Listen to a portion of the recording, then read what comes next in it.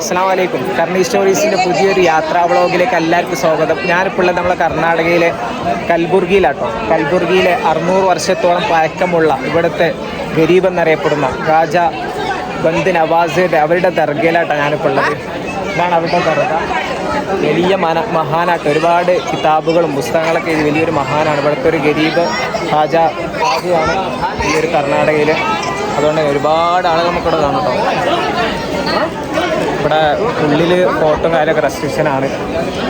അതാണ് മെയിനായിട്ട് അവരുടെ ദർഗ ഹാജ ബന്ദ് നവാസിൻ്റെ പേര് പറഞ്ഞാൽ സയ്യിദ് മുഹമ്മദ് ഗൗരി ഖുറൈസ് അങ്ങനെ എന്തൊരു പേരാണ് അവരുടെ ഉൾനാമട്ടോ. അവിടെ ഒരു വലിയൊരു ദർഗ കാണുന്നുണ്ട്. ഇതാണ് മെയിനായിട്ട് അവരുടെ ദർഗ. ഒരുപാട് ആളുകളുണ്ട്. വലിയ കുപ്പകളും കാര്യങ്ങളൊക്കെ നമുക്കിവിടെ കാണാം.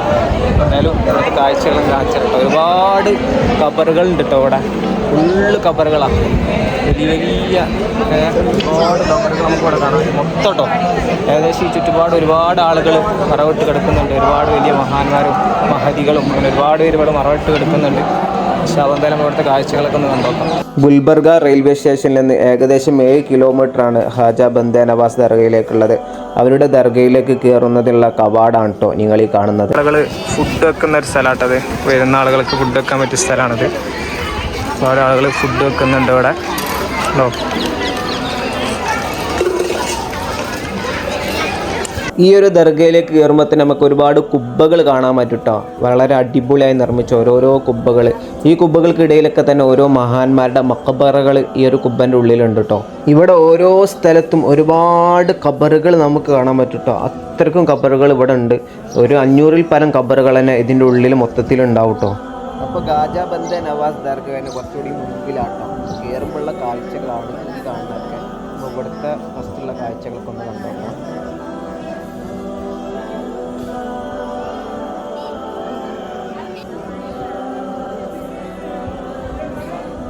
നമ്മളിവിടേക്ക് കയറുമ്പോൾ തന്നെ ഫസ്റ്റ് കാണുന്ന ഒരു വലിയൊരു ദർഗാട്ടത്. വലിയൊരു കുബ്ബകൾക്കുള്ളിലാണ് ഈ ഒരു ദർഗ ഉള്ളത്. അപ്പം എന്തായാലും നമുക്ക് അതിൻ്റെ ഉള്ളിലേക്ക് ഒന്ന് പോയേക്കാം. പുറത്ത് സ്ത്രീകളൊക്കെ നിൽക്കുന്നുണ്ട്.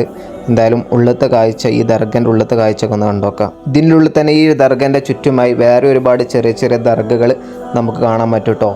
ഇതൊക്കെ ആരുടെയെന്നൊന്നും അറിയില്ല. എന്തായാലും ഇവിടെ പിന്നെ ഈ ഒരു ദർഗ ഇത് ഉണ്ടാക്കിയിട്ട് വളരെ അടിപൊളിയായിട്ടുള്ള സ്ട്രക്ചറിലായിട്ട് ഉണ്ടാക്കിയാണ്. കാണാൻ തന്നെ നല്ല രസമുണ്ട്. ഇതിൻ്റെ ചുറ്റുപാട് മൊത്തം മതിലുകളും മുകൾ ഭാഗമൊക്കെ കാണാൻ.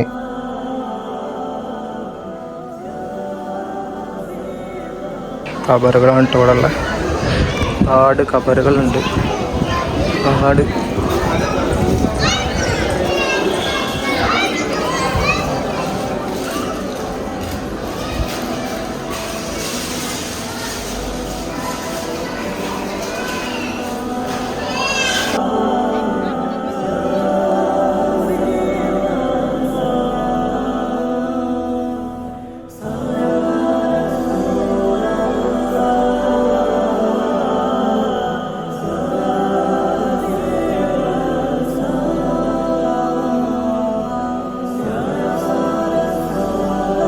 ഇത് ദർഗൻ്റെ ഉള്ളത്തെ ഷോപ്പുകളാട്ടോ. ചെറിയ ചെറിയ ഷോപ്പുകളാണ്. ഇവിടുന്ന് പൂവും കാര്യങ്ങളൊക്കെ വാങ്ങുന്നുണ്ട്. അതുപോലെ തന്നെ വളി അങ്ങനത്തെ ചെറിയ ചെറിയ ഷോപ്പുകളാണ്. ഈ നേരെ പോകണം കേട്ടോ ഹാജ ബന്ദ് നവാസ് ദർഗയിലേക്കുള്ള ആ ഒരു വഴി. ഇനി നമുക്ക് ഇവരുടെ ഹിസ്റ്ററി നോക്കി നോക്കാം. ഹിജറ 821 റജബ് 4 ഡൽഹിയിലാണ് ഇവർ ജനിക്കുന്നത്. അദ്ദേഹത്തിൻ്റെ 4 വയസ്സുള്ളപ്പോൾ പിതാവ് സയ്യിദ് യൂസുഫ് ഹുസൈനി ഡൽഹിയിൽ നിന്ന് ദൗലത്താബാദിലേക്ക് അഥവാ മഹാരാഷ്ട്രയിലേക്ക് കുടിയേറി. രാജു ഖത്തർ എന്നറിയപ്പെടുന്ന ഒരു മഹാനായ സൂഫി കൂടിയായിരുന്നു അദ്ദേഹത്തിൻ്റെ പിതാവ് എന്ന് പറയപ്പെടുന്നു. അദ്ദേഹത്തിന് മറ്റു കുടുംബങ്ങൾക്കും ചിസ്തി സിൽസിലയോട് പ്രത്യേകിച്ച് നിസാമുദ്ദീൻ ഔലിയയോട് പ്രിയമുണ്ടായിരുന്നു. തൻ്റെ പിതാവ് ഹാജ നിസാമുദ്ദീൻ ഔലിയയുടെ മുരീദാണെന്ന് എഴുത്തുകാരൻ പരാമർശിച്ചിട്ടുണ്ട് ഇവിടെ. കുട്ടിക്കാലത്ത് തന്നെ ഹിഫ്സ് ഈ ഖുർആൻ പൂർത്തിയാക്കി അദ്ദേഹം പിന്നീട് ഹസ്രത്ത് ഖാസി മുഖ്തത്തിർ റഹ്മത്തുള്ള അലൈഹി ഉൾപ്പെടെയുള്ള തൻ്റെ കാലത്ത് മികച്ച അധ്യാപകരിൽ നിന്ന് പ്രാഥമിക വിദ്യാഭ്യാസം പൂർത്തിയാക്കി. തൻ്റെ 40-ാം വയസ്സിലാണ് അവർ വിവാഹം കഴിക്കുന്നത്. അദ്ദേഹത്തിൻ്റെ ഭൂരിഭാഗ ജീവിതവും ഡൽഹിയിലായിരുന്നു. അങ്ങനെ ഡൽഹിയിൽ നിന്ന് 1398 തൻ്റെ 75-ാം വയസ്സിലാണ് അദ്ദേഹം കർണാടകയിലെ കൽബുർഗിയിലേക്ക് എത്തുന്നത്. അങ്ങനെ 1422 അദ്ദേഹം അവിടെ നിന്ന് വഫാത്താവുകയും ചെയ്തു. ഇന്ത്യയിലെ മറ്റൊരു അജ്മീർ എന്നറിയപ്പെടുന്ന സൗത്ത് ഇന്ത്യക്കാരുടെ ഹാജ ഗരീബ് നവാസ് എന്നറിയപ്പെടുന്ന ഇവരുടെ ദർഗയിലേക്ക് ദിവസവും 1000-ൽ പരം വിശ്വാസികളാണ് എന്നും എത്തിച്ചേർന്നുകൊണ്ടിരിക്കുന്നത്. ഇതിൽ മറ്റുള്ള മതസ്ഥരും ഇവിടേക്ക് എത്തിച്ചേരുന്നുണ്ട്. അതുപോലെ തന്നെ മറ്റൊന്നാണ് നബി സല്ലല്ലാഹു അലൈഹി വസല്ലമ തങ്ങളുടെയും അലി റളിയല്ലാഹുവിൻ്റെയൊക്കെ തിരുശേഷിപ്പുകൾ, ആസാറുകൾ ഇന്നും ഇവിടെ സൂക്ഷിച്ചിരിപ്പുണ്ട്. അതുകൊണ്ട് തന്നെ വളരെ സമാധാനപരമായൊരിടമാണ് ഈ ഹാജ ബന്ദ നവാസ് ദർഗ. കാരണം നമ്മൾക്ക് അവിടെ പോയാൽ തന്നെ ഒരുപാട് കാഴ്ചകൾ, മനോഹരമായ കാഴ്ചകൾ നമുക്ക് കാണാൻ പറ്റും. ഒരു എന്താ പറയുക, സമാധാനമായിട്ടുള്ള ഒരു ദർഗ തന്നെയാണ്. അത്രയ്ക്കും മനോഹരമായ ഒരു ദർഗയാണ് ഈ ഒരു ഹാജ ബന്ദ നവാസ് ദർഗയും അതിനെ ചുറ്റുവട്ടുള്ള മറ്റുള്ള ദർഗകളൊക്കെ നമുക്ക് കാണാൻ കഴിയുന്നത്. അപ്പോൾ ചങ്ങായിമാരങ്ങൾ കർണാടകയിലേക്ക് വരാണെങ്കിൽ എന്തായാലും ഇവിടെ ഈ ഒരു ഗുൽബർഗയിലുള്ള ഈ ഒരു ഹാജ ബന്ദ നവാസിൻ്റെ ഈ ഒരു ദർഗയിലേക്ക് വരണം. കാരണം നല്ലൊരു അടിപൊളി പീസ്ഫുൾ ഇട്ട് ഇവിടെ വന്നിട്ട് ഒരുപാട് കബറുകൾ, ദർഗകൾ ഇവിടെ ഉണ്ട് കേട്ടോ. അത്രയ്ക്കും ദർഗകളാണ്, ഫുള്ള് ദർഗകളാണ് ഇതിന് മൊത്തം. വേറെ ഒരു ഫീലിങ് കാര്യങ്ങളൊക്കെ ഇവിടെ വന്നിട്ട് നല്ല രസമുണ്ട്. ഇതിപ്പോൾ ഒരു ഉച്ച നേരമാണ്, രാത്രി ആകുമ്പോൾ ഇതിനെക്കാട്ടി അടിപൊളിയായിരിക്കും മിക്കവാറും. നമ്മളിവിടെ സാഹിത്യോത്സവം SF-ൻ്റെ നാഷണൽ സാഹിത്യോത്സവം ഈ വർഷം 2025 ഗുൽബർഗയിൽ വെച്ചിട്ട് നടന്നത്. ഇവിടുന്ന് ഏകദേശം അവിടുന്ന് ഒരു 2 കിലോമീറ്റർ ഉള്ളൂ ഇങ്ങോട്ടേക്ക്. അങ്ങനെ വന്നതാണ്. ഇൻഷാ അല്ലാഹ് എല്ലാവരും വരാണെങ്കിൽ എന്തായാലും മസ്റ്റ് വിസിറ്റ് ആട്ടോ ഈ ഒരു ദർഗ.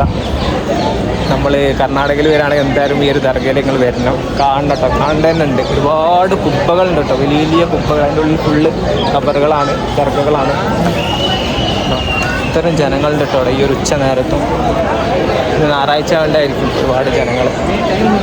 നിങ്ങൾ ഇവിടെ വരികയാണെങ്കിൽ എന്തായാലും കർണാടകയിലേക്ക് പാസ് ചെയ്യുമ്പോൾ ഹാജ ഇവരുടെ ഹളറത്തിലേക്ക് വരണം. ഒരുപാട് വലിയൊരു മഹാനാട്ട, ഒരുപാട് കിതാബുകൾ എഴുതിയ മഹാനാണ്. 100 വർഷത്തോളം പഴക്കണ്ട് ഈ ഒരു ദർഗക്ക്. അതുകൊണ്ട് തന്നെ ഒരുപാട് ആളുകൾ എത്തിച്ചേരുന്നത്. അപ്പോൾ ഇൻഷാ അല്ലാഹ് നിങ്ങൾ എല്ലാവരും വരണം, കാണണം. കാണാൻ പറ്റിയ തന്നെ ഒരു സ്ഥലമാട്ടോ, അത്രയ്ക്ക് അടിപൊളിയാണ്. ഇൻഷാ അല്ലാഹ് ഒക്കെ കാണുന്നത്.